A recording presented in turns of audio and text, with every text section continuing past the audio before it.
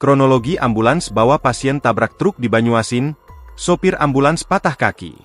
Polisi memastikan tak ada korban jiwa dalam kecelakaan ambulans membawa pasien yang bertabrakan dengan truk Fuso N di Jalintim Palembang Betung KM 23 Desa Mainan Kecamatan Sembawa Kabupaten Banyuasin, Jumat, 17 Mei 2025, petang.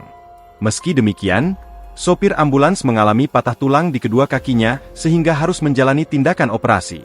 Kasat Lantas Polres Banyuasin AKP Suwandi mengatakan, kecelakaan berawal saat ambulans Toyota Hiace BG 9796BZ yang dikemudikan Ridho Alfarizi, datang dari arah Betung tujuan Palembang. Mobil ambulans yang dikendarai Ridho Alfarizi membawa pasien untuk ke RSMH Palembang.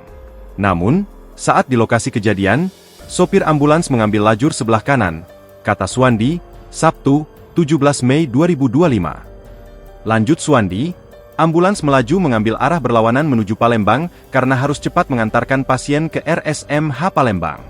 Tiba-tiba dari arah berlawanan datang truk Fuso Nopol BA 8852GA yang dikemudikan Ihsan. Karena jarak yang sudah sangat dekat, sehingga tabrakan tidak bisa dihindarkan lagi. Akibatnya, tabrakan yang terjadi mobil ambulans milik RSUD Bayung Lencir Muba mengalami kerusakan parah di bagian depan. Tidak ada korban jiwa dalam kecelakaan ini. Ada yang mengalami luka ringan dan luka berat. Korban yang mengalami luka berat sudah dibawa ke RSMH Palembang untuk mendapatkan perawatan. Sedangkan luka ringan sudah dibawa ke rumah sakit terdekat, katanya. Download Tribun X sekarang, menghadirkan lokal menjadi Indonesia.